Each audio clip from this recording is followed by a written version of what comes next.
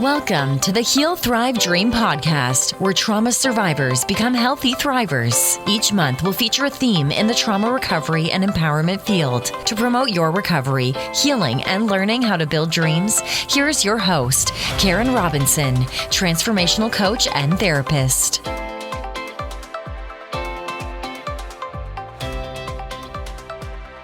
Hello, welcome to the Heal, Thrive, Dream podcast. Today, our guest is Laura Renner. Laura is a nurse who's now an author. She suffered a TBI, a traumatic brain injury, in 2021, which added to her list of major health scares from the past 5 years. This prompted her to dig deeper into her past and led to the realization that she has complex post-traumatic stress disorder resulting from childhood.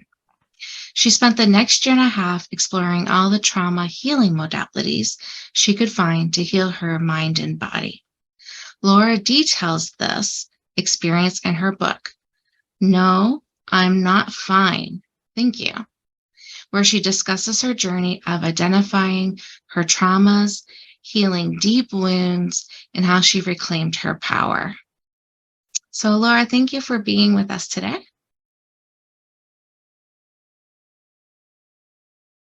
Oh, and you're frozen. Can you hear me, Laura? Yeah. There we go. Okay. So thank you for being here today. Yeah, thank you. I'm very, very excited to chat with you today. Awesome. Anything about your bio that you want to expound upon that maybe I didn't mention? Sure. So I was a neonatal intensive care unit nurse for 9 years. So ironically, someone involved in healthcare who unfortunately had to experience a lot of the bad side effects of healthcare. And really starting in 2017 is when kind of everything broke down in my body and with my health. But I really didn't recognize it. I just kept thinking, oh, this is just a freak accident, or these things happen, and never really looked inward until the traumatic brain injury. That's really what forced me to really just look inside myself. Why do these things keep happening with my body? And that's how I was able to identify and get really deep into trauma healing and realize just how much trauma I experienced as a kid, as an adult, and just how much those traumatic events really shaped most of my life, starting as a young kid through now. Yeah. What about your story, your childhood, are you willing to share with us today? So pretty much everything. I detail a lot of this in my book as well, but really I had a lot of significant events that started at a really young age.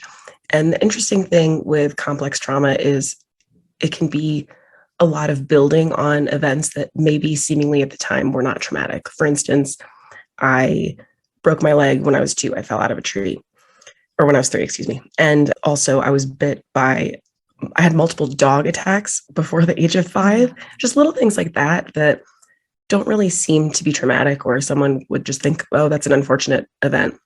But then around age 5, I suffered some sexual abuse from a distant family member.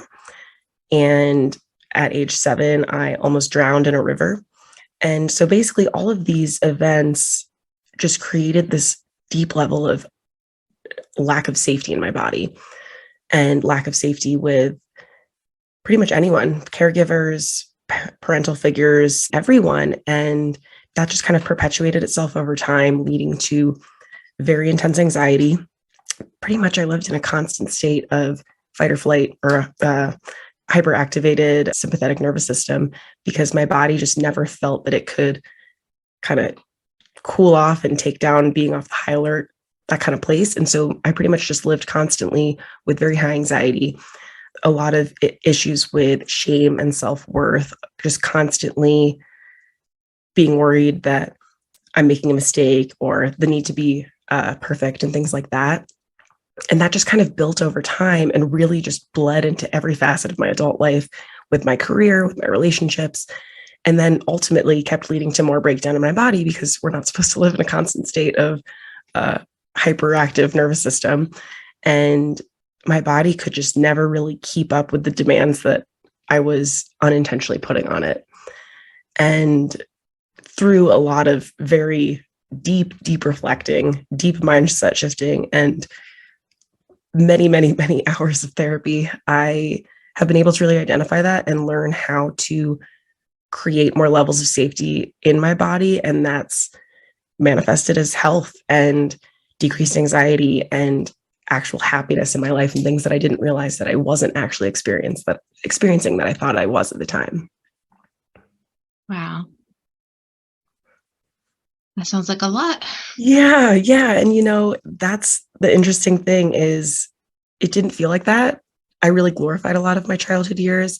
A lot of these things I either forgot about or just thought, oh, well, that's a normal part of growing up. Bad things happen. But looking back, there really were a lot of pivotal moments that really shaped truly everything about who I became as an adult and everything about my childhood.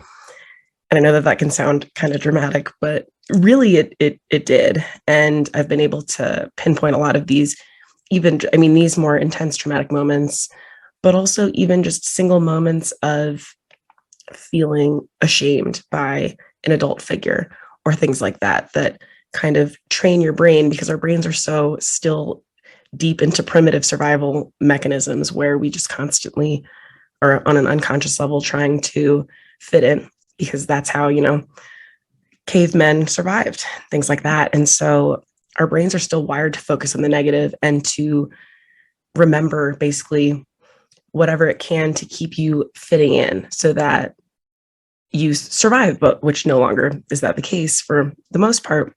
Now it's mostly emotional fears and things like that, but those still hold the same weight in your brain. And so just little moments like that can really have such a strong impact and shape a lot of different directions for how your life goes and how you think about yourself and how you act and behavior and whatnot. And so it's kind of crazy when you think about it from that perspective. But yeah, single moments in time like that can have huge impacts on a lot of areas of your life. Right. And did you say you're no longer a nurse? I'm no longer a nurse. Yes. So I recognized after the traumatic brain injury, frankly, I was doing pretty well in the scheme of how bad it could have been. So, but still I was struggling. I couldn't really do math. I was having trouble with speech. I was having constant physical symptoms, migraines, just complete fatigue, exhaustion. Couldn't really stay awake for more than a couple hours a day and just really struggling. And when I tried to go back to nursing, even in a limited capacity, it really kind of opened up my eyes to how unhealthy I was in that environment. I constantly was working overtime. I never took breaks. I did whatever I could to help my coworkers at my own expense and at my patient's expense. And I was just running on fumes for pretty much 9 years constantly, especially during the COVID ages. And I realized that I don't think I'm able to be healthy in this kind of environment. I don't think I'm able to set the boundaries that I need to for myself to be a healthy employee and just be a healthy person.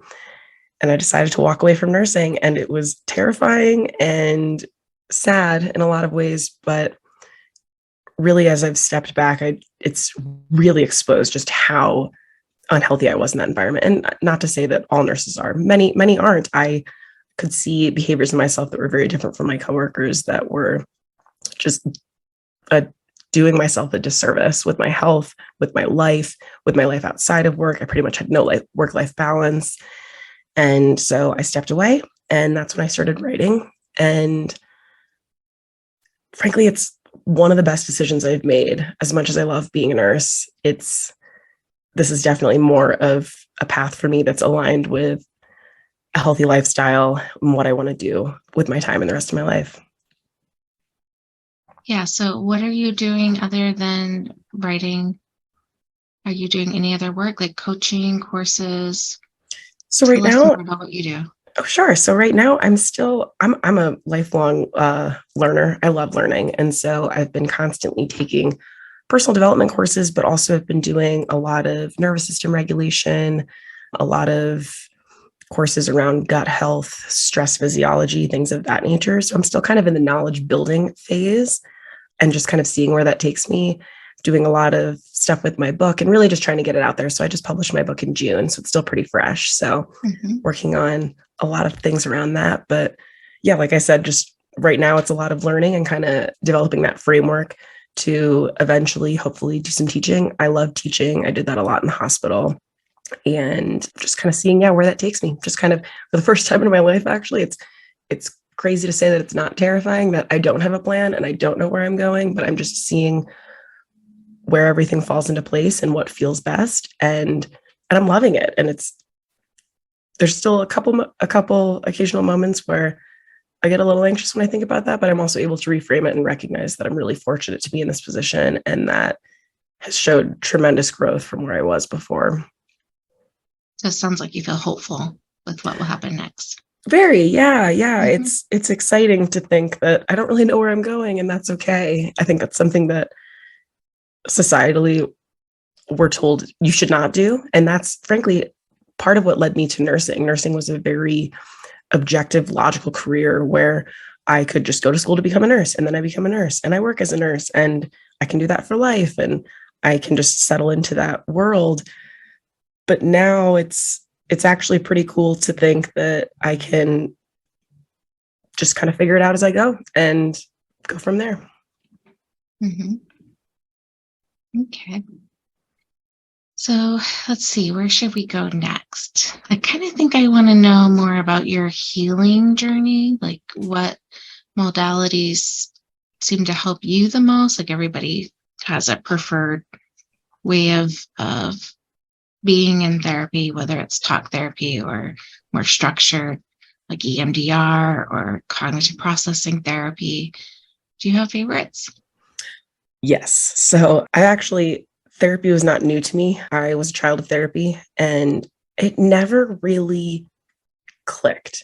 I think I was never really, especially as a teenager, I wasn't able to fully be vulnerable. I was still afraid of being shamed, and I just kept those walls up. So it wasn't very effective. And I continued therapy off and on as an adult, just kind of more traditional talk therapy, and saw some benefits, but not really tons of growth. And then the first therapy that I started exploring was somatic experiencing. And that was really paramount in my trauma healing journey. So somatic experiencing, for those who don't know, it's almost like body psychotherapy, where your body basically holds on to trauma and kind of stuck phases of acute stress. And so somatic experiencing allows you to help resolve and release those, patterns and states of stress from, that you've been holding on to potentially for your entire life, which was the case for me. There's been research about that since the 70s. And that was what I was most drawn to first. And I think a lot of that is also because you don't necessarily have to completely relive all of the experiences. And for me, for my entire adult life, pretty much, so much tension in my body. I clench my jaw in my sleep. My muscles are always tight. I would always be in a lot of pain, and I was looking to release that pain. And through somatic experiencing, I was able to realize just how many events that my body was holding on to, which was really interesting. And it's something that I wasn't really ready for, the amount of healing that was going to come from it.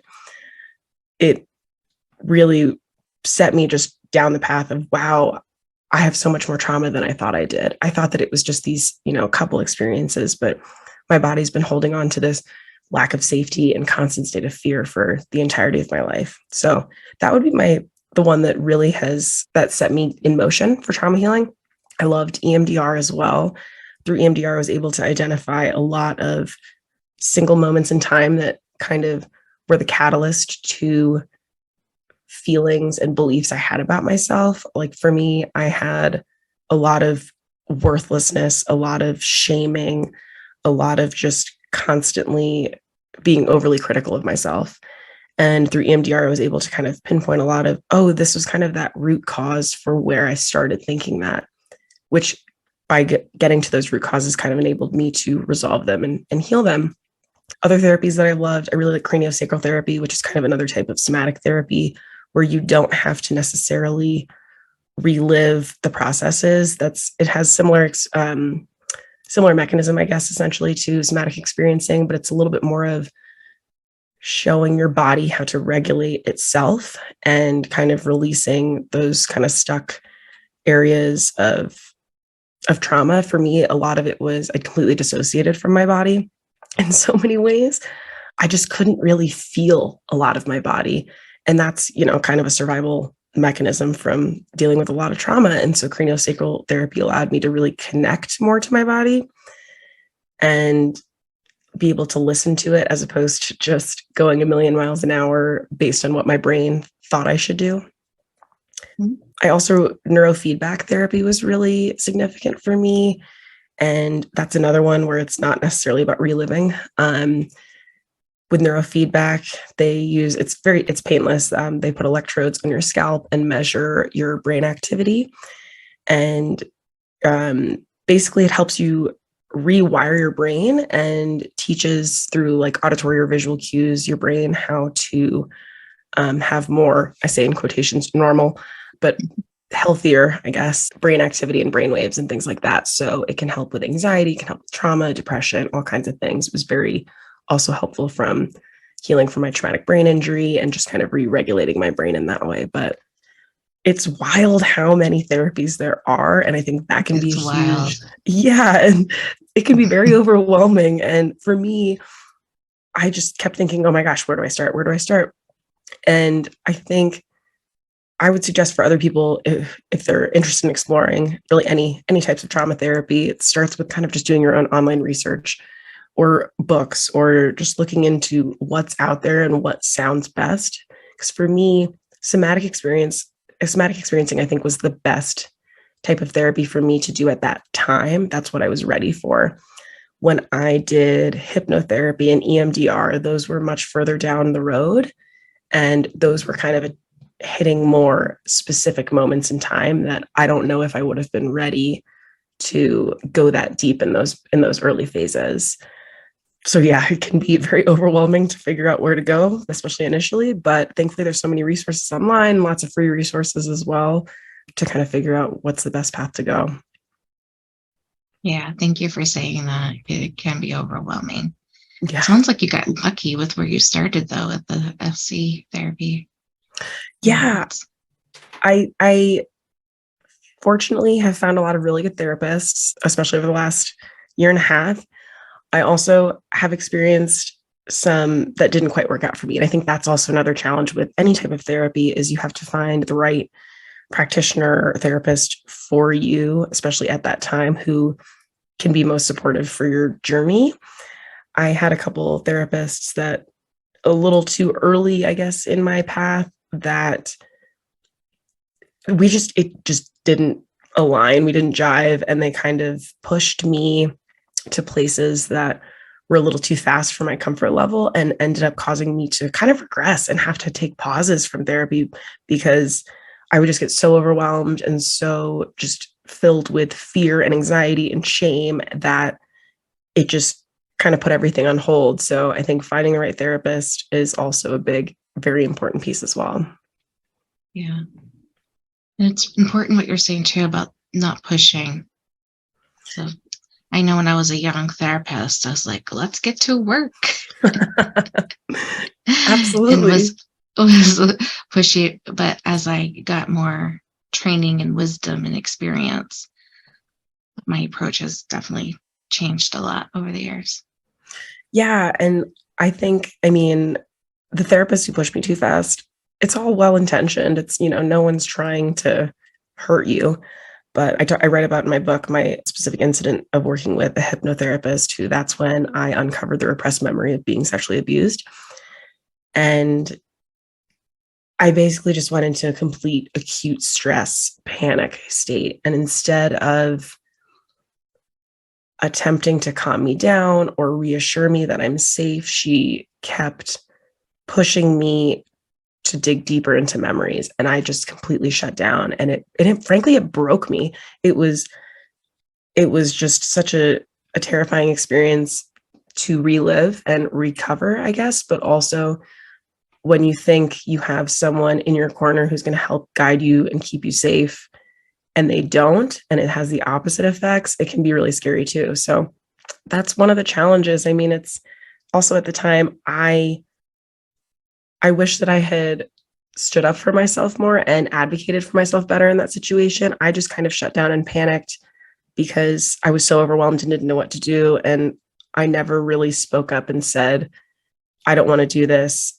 I feel pushed. And or said no, frankly, I didn't do that. And it ended up causing me to spiral for a good week. And thankfully, at the time, I was working with a Hakomi therapist who does EMDR and somatic therapy, and we were able to process it. And that was huge. I mean, if I hadn't had that experience with her and had her in my corner at that time, I think it would have been a much more difficult process to really get through.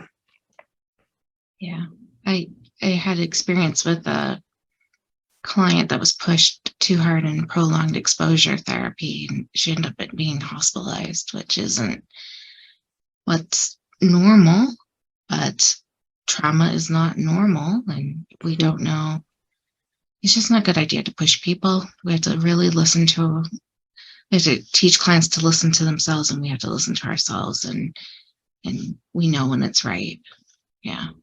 And I wouldn't recommend beating yourself up anymore about not advocating for yourself, because you were there to get help, not to advocate for it to be a safe experience. Like, right? You didn't go into it knowing that it would become unsafe. Yeah. Oh, yeah. Yeah. No, you're absolutely right. And it's really just that experience.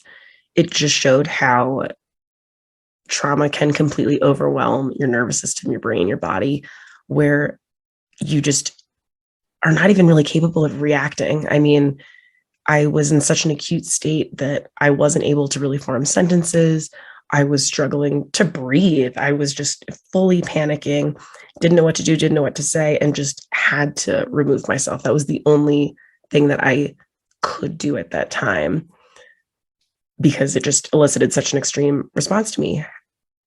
But on the other end, I have had so many other therapists that when I've had these heightened responses, they have had really, really helpful, safe, empowering responses to help me work through it.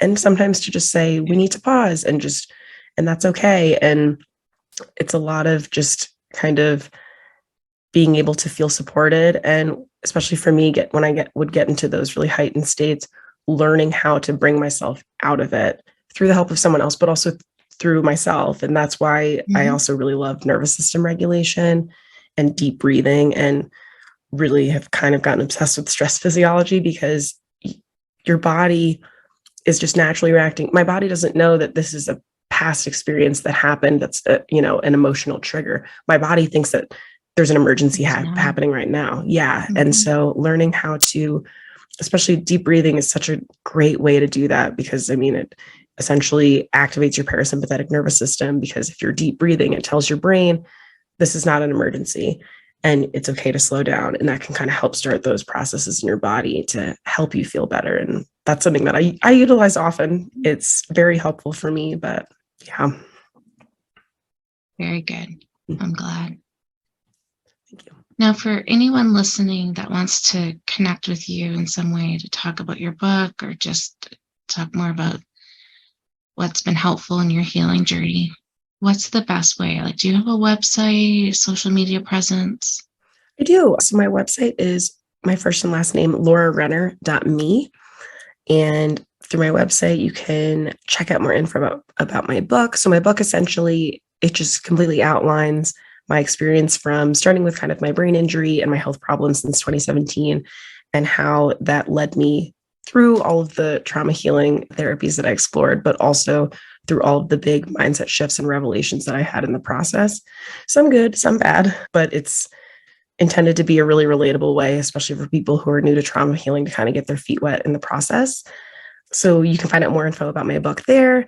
Also, I have on my website a free beginner's guide to trauma healing, where I have a lot of the free resources that I used online, a lot of YouTube, things like that, to do a lot of work at home, because you don't have to just do therapy out, with a therapist or in group settings. You can also do a lot of mindfulness work and a lot of various things at home. So I include that. I also am on Instagram. My Instagram name is Laura_Ren, RENN. And either through my website or through Instagram, I'd love to connect with people. I know that this can be a really scary path, especially if you're just getting started with it, or even if you're kind of seasoned in it as well. It's always good to connect with people who've been there and who can share their experiences and relate to you in that way. So I'm more than happy to do that. Wonderful. Well, I really have enjoyed our conversation. Enjoy always feels like the wrong word, but I think you did a little deeper dive than a lot of guests on the importance in the healing modalities for timing and pacing and it being okay not to rush through them. I think that piece to me stands out. So I don't know if that was your intention, but that was, I feel, really helpful for the audience to hear. Yeah, I think that's something that you don't really think about. You just think, oh, cool, like I'll start with this and this is going to help me. But it really is a lot of finding the right things at the right time and also not pushing it too far. That was something I did. I almost overwhelmed myself with too many therapies at once. And it really made it more challenging to process and to heal. And so really kind of taking it at a slow pace, which can be challenging for most, myself included. That was a learning curve, but taking it slow and just keeping an open mind and seeing where it goes. And it can really be transformative in so many areas of your life. That's how it's been for me. Thank you, Laura. Thank you so much, Karen. This has been great. Thank you for listening in today. Please join us next week, same day and time. Also, I would love for you to check out my website, healthrivedream.com.